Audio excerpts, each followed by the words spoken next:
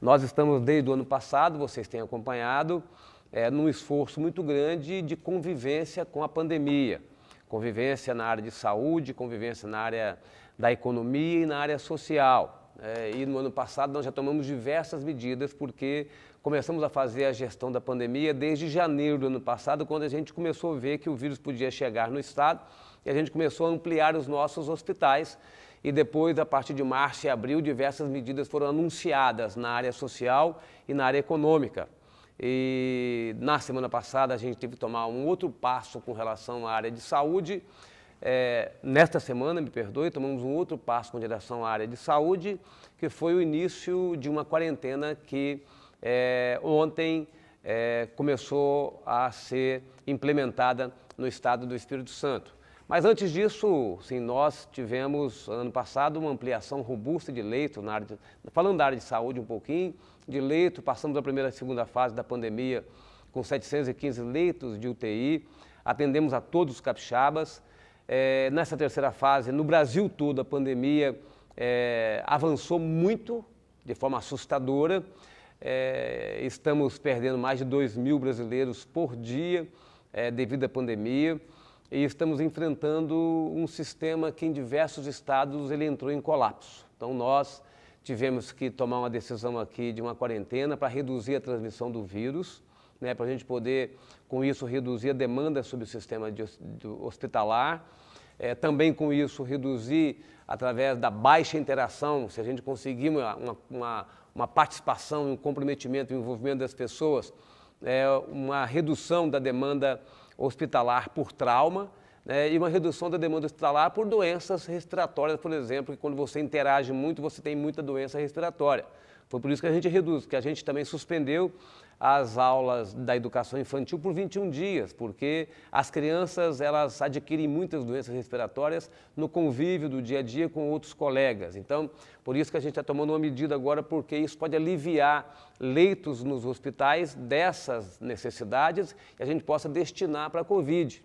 Hoje mesmo eu estive em Cachoeiro do Mirim, onde nós abrimos mais 13 leitos de UTI, no Hospital Evangélico e 40 leitos de enfermaria no Hospital Litoral Sul, que o Evangélico gerencia, que é em Itapemirim. Ontem abrimos leitos no Hospital Estadual de Atenção Clínica. No início da semana abrimos 22 leitos em São José do Calçado. E assim por diante, a gente tem feito um trabalho que nós vamos chegar num número de leitos maior até abril, mas nós sabemos que chegamos a mais de 90%, então a nossa quarentena é preventiva. Nós queremos, eu quero como governador, minha equipe, nós desejamos que todos os capixabas continuem tendo um atendimento hospitalar adequado e digno. Nós também já falamos que os leitos não protegem todas as vidas, mas dá dignidade às pessoas. Então nós queremos isso, não queremos ver cenários e cenas como o que a gente está vendo em outros estados, de uma pessoa perder a vida na porta de um hospital sufocada, sem oxigênio, sem ar. Então isso não pode acontecer. Aqui no estado a gente está tentando pelo menos que não aconteça, é por isso que a gente está pedindo a compreensão e a colaboração de todos, tá certo? Uma hora importante da pandemia, a gente poder tentar controlar a pandemia. Então, assim, preciso da compreensão e do apoio das pessoas para a gente poder dar às pessoas, aos capixabas, a condição de serem atendidas. Então, é por isso que a gente fez, e isso causa impacto na economia. Já temos uma economia impactada em alguns setores, porque mesmo quando você não tem uma quarentena, você tem restrições ao funcionamento de algumas atividades, como, por exemplo, os eventos. Os eventos as empresas de eventos estão sofrendo muito, não tem mais entretenimento com shows, com grandes eventos. Então, essas empresas foram as primeiras a sofrer e serão as últimas a saírem. Por isso que é importante que a gente possa apresentar medidas que apoiem todas as empresas que estão sofrendo com a pandemia. Fizemos isso no ano passado, em 2020, a gente tratou de criar um fundo de aval com um valor de 100 milhões de reais. Esse fundo de aval permitiu que a gente criasse uma linha de crédito de juro zero, até 5 mil reais, atendemos a praticamente 6 mil pessoas com essa linha de crédito, 27 milhões de reais, Temos uma outra linha de crédito, de capital de giro até R$ 31.500, e o Banestes e o Bandes operaram suas linhas normais num valor significativo, que depois o Thiago também vai ter oportunidade de apresentar, e na entrevista o Amarildo e o Munir poderão apresentar com mais detalhes. Mas também fizemos prorrogação de certidões, nós retiramos empresa inscrita em débito, não escrevemos em dívida ativa empresas, adiamos o recolhimento do Simples. Então, tomamos diversas medidas no ano passado para que a gente pudesse chegar e passar o ano de 2020. Mas 2021 começou, a gente achava que ia ter vacina logo e a gente poderia voltar às atividades econômicas em todas as áreas mais rapidamente, mas isso não foi possível, tá certo? Então, nós ainda estamos com um percentual muito pequeno de pessoas vacinadas no Brasil e, naturalmente, aqui no estado do Espírito Santo também. E a falta das vacinas, elas impactaram, né, o sistema de saúde e elas continuam impactando a economia, né, e esses setores prejudicados. Então, como nós não temos as vacinas, no primeiro momento a gente tomou as decisões lá em março e abril, nós restringimos um pouco mais as atividades do ano passado para a gente poder montar os leitos de UTI, montamos.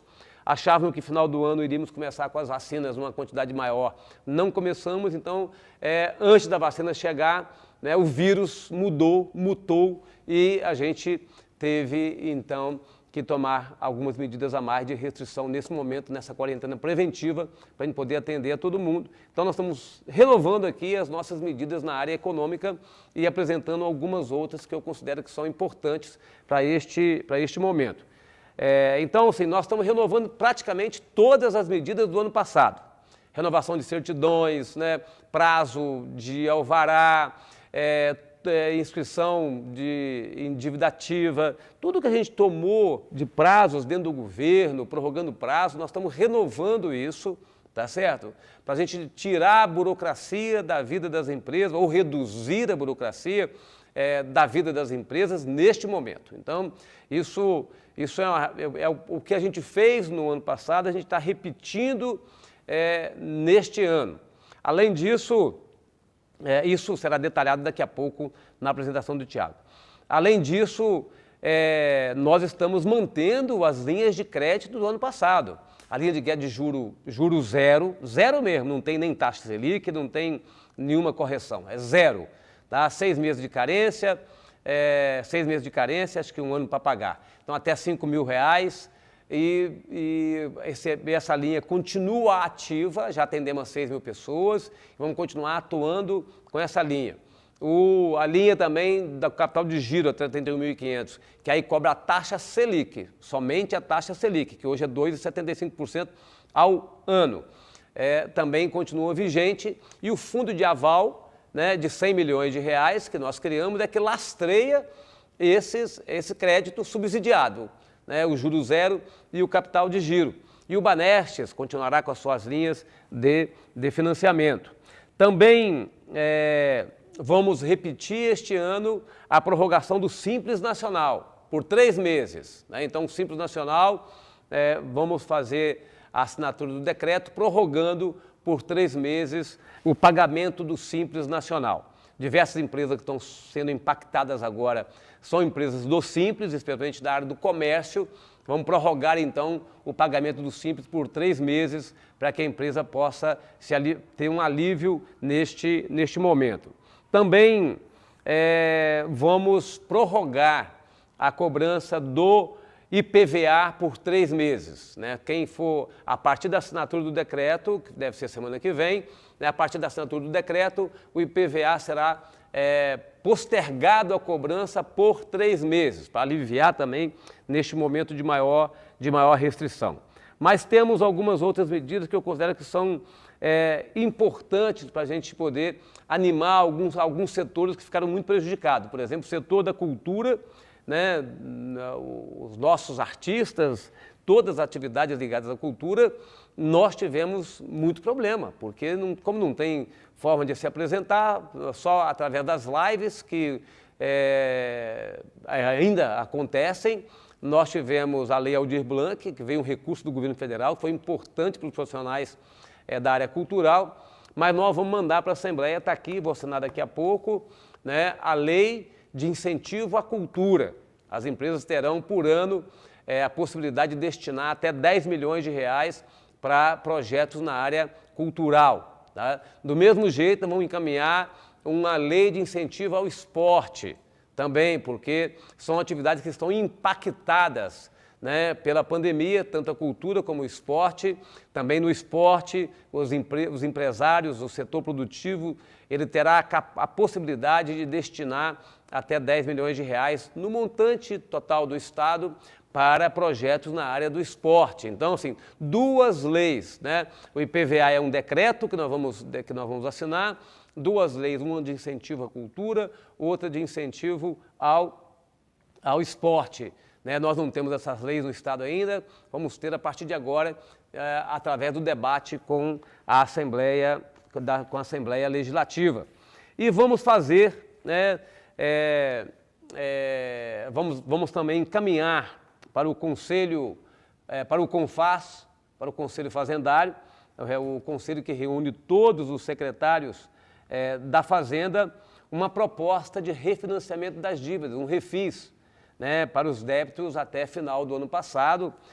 Nós vamos encaminhar essa proposta para o Conselho Fazendário, depois encaminharemos uma lei para a Assembleia Legislativa e vamos fazer o parcelamento, a renegociação desse débito. Depois o Rogério poderá dar mais informação para vocês sobre isso, mas nós temos aqui a condição de fazer o parcelamento até 60 vezes e, dependendo da situação, podemos ter um desconto de 100% da multa. Então, os prazos até 60 meses e o refinanciamento de desconto escalonado de até 100% de redução das multas e juros. Então, também é uma oportunidade para as empresas que tiveram dificuldade no ano passado. Então, esse corte é 31 de dezembro de 2020. Então, até essa data, as empresas poderão fazer a proposta de refinanciamento dos seus débitos com o governo do Estado do Espírito Santo. Então, vamos propor o refis, né, ao Conselho Fazendário, e depois vamos mandar o projeto de lei para a Assembleia Legislativa. Então, esse e vamos continuar naturalmente com crédito, como eu já disse, com juros zero, com capital de giro, né, os recursos do Banestes, das linhas emergenciais do Banestes. Também teremos, né, através do Bandes, já uma aplicação de recurso de 50 milhões de reais para financiamento a projetos nos municípios. Nós já fizemos isso no ano passado, financiamos alguns municípios, mas agora nós vamos vamos continuar financiando projetos nos municípios. Aí é financiar o município mesmo. Um investimento na energia fotovoltaica, um investimento na unidade de saúde, um investimento, né, em algum projeto. O Bandes está destinando 50 milhões de reais para o Procidades, né, que é um financiamento importante. E uma outra medida, né, que eu considero ser muito importante, porque coloca um recurso do Tesouro para a gente poder preservar, proteger o emprego.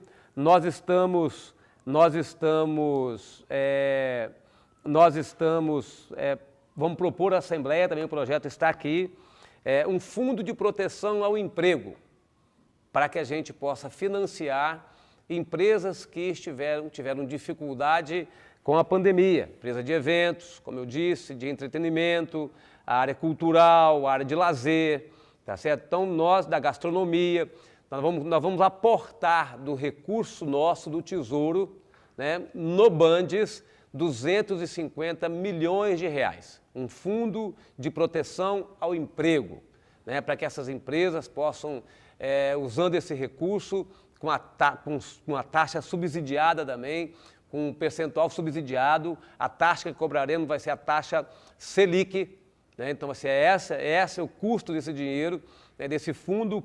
É um fundo público, né, recurso, mas é um fundo que compõe um fundo público de proteção ao emprego. Então, essa medida é uma medida que vai autorizar o governo do Estado, Tesouro Estadual, a aportar no Bandes um valor de até 250 milhões de reais para a gente financiar com juros subsidiados, né, as atividades que foram impactadas, né, pelo vírus, pela Covid.